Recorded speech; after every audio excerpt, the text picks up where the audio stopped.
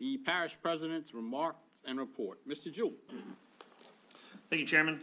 We'll go ahead and get started with some good news. We had the West Bank Spray Park ribbon cutting this past week on July 30th.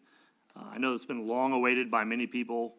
I want to thank Judge Chasson, State Representative Beth Billings, members of the Parish Council who appropriated funds, as well as Gregory Miller and former State Senator Gary Smith for helping to appropriate money that made this splash park possible. So this is a $2.2 million improvement. Of course, you have the actual splash pad itself, 25 amenities, about 4,300 square feet. You have the addition of a bathroom, some pavilions, some walking paths that will lead to other future improvements and amenities at the community center. But you also had the addition, and probably just as big of a cost for the additional parking that was added at the community center. There was additional 85 parking spaces, and that total improvement was $2.2 million at the community center. But I'm glad to say, because we worked with some of these outside sources of funding, whether it would be the state or the Community Benefit Fund, which was created by Judge Chasson, those two entities provided $900,000 and $750,000 respectively, and that led to only a 25% cost share from parish tax dollars for this project. So I wish we could do all of our projects like this. That would certainly help stretch the tax dollar further. But we look forward to many summers. The kids were very excited to play on it. And that leads me into the fact that we're going to have some extended hours over there. Since it opened a little later than we anticipated this year, it's going to remain open for longer. So into the fall, we're going to have the following season will be scheduled through the end of August. So Mondays closed for maintenance, of course. Tuesdays and Wednesdays 1 to 6 p.m. Thursdays and Fridays 10 to 6 p.m. Saturdays and Sundays we leave the 10 to 12 block open for private rentals or parties, and then it would be open the normal 1 to 6 p.m. hours. That's going to be the same for both sides. The West Bank Spray Park is going to stay open a little bit longer, from September 3rd until October 27th, and we're going to hopefully get some use out of this. We know a lot of our residents want to go out there and play, and the Ormond Spray Park will be open on only weekends from September 3rd to September 29th. We got fall sports beginning very soon. Our Parks and Rec team is gearing up. Fall sports season is starting later this year, and we are starting by distributing equipment and working with our booster clubs to ensure that coaches, parents, and athletes alike are ready for the season in the opening months. The department also hosted a booster club meet and greet on Thursday, where parents were able to meet club representatives and learn more about how they can get involved this year. One of our goals is to really grow the participation from parents or volunteers in our booster club program. Without our booster clubs, it is impossible for us to host any type of recreational sports. We also had volleyball camp and a coaching clinic. Volleyball is one of Parks and Recreation's most loved programs, so we've been preparing our players and coaches for the upcoming season. The first volleyball coaches clinic and players camp were very well attended and a huge success.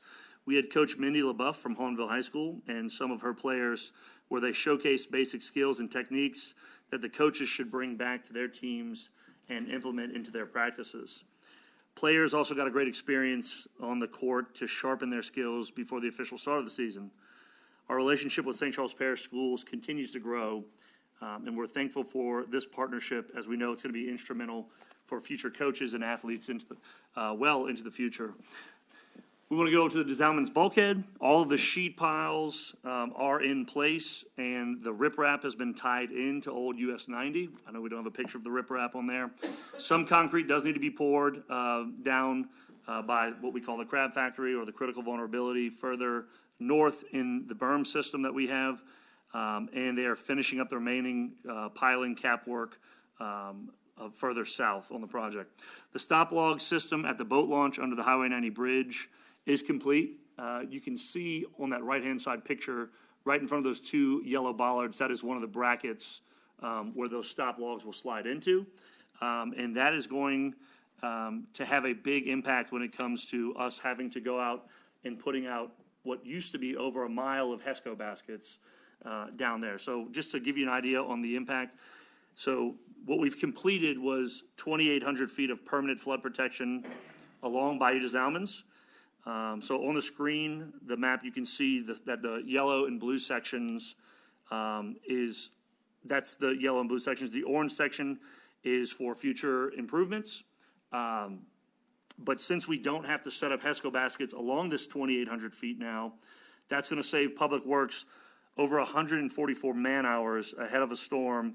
And that's with the parish workers. That's about 8 people working a 16-hour day, or if you work those same number of people in 24 hours. So it really is cutting our response time and preparation time in half with those HESCO baskets. And I know that the residents are going to be happy to not have to drive around in HESCO baskets, when the school bus drivers are going to be happy not to have to make a 42-point turn to turn their bus onto one of the narrow roads down there. So next we'll go over to Destrehan 2. We'll just give another update.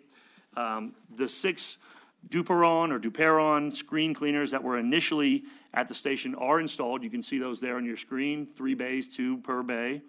Representatives from Duperon flew in today, and they're going to be running tests tomorrow.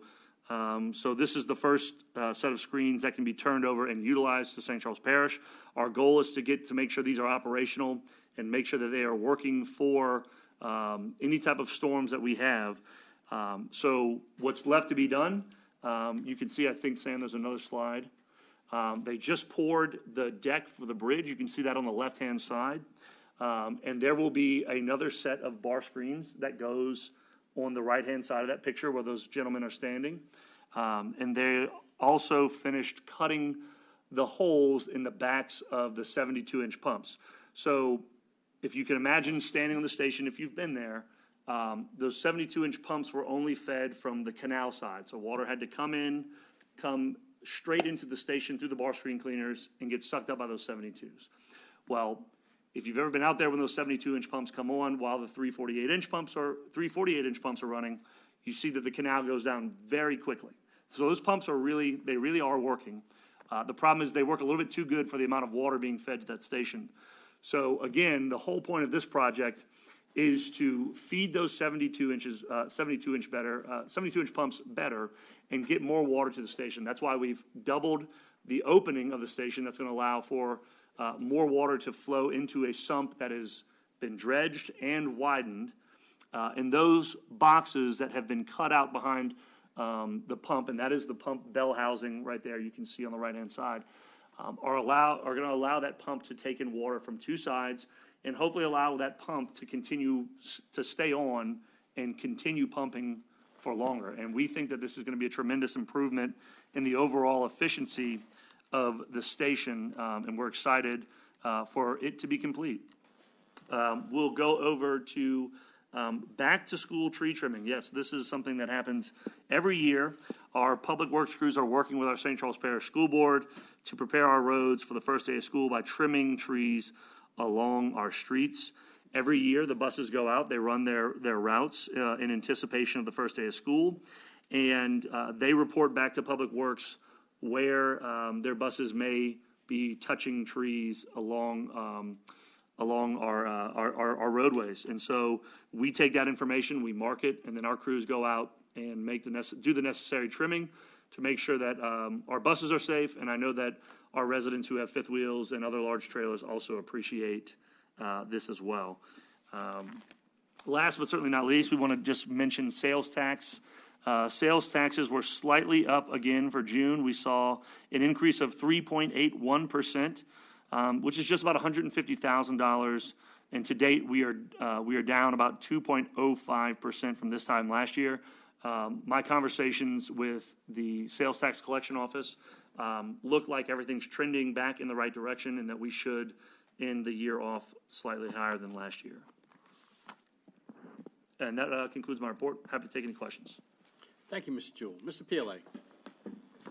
Thank you, Mr. Chair. And Mr. Jewell, do you have a figure on when that pump station completion may be? I think it's September is what we're being told, mid-September. Yep, and I know that the contractor who's working there also won the bid on the Sunset Auto Bar Screen project. So I know they want to get that crane, they're working as fast as they can because they want to get that crane over to Sunset so they can start working on that project as well. And so you should see a lot of that work getting done real fast because I know they're anticipating starting another project with us. Thank you. All right, thank you, Ms. Jewell. Thank you, Mr. Pele.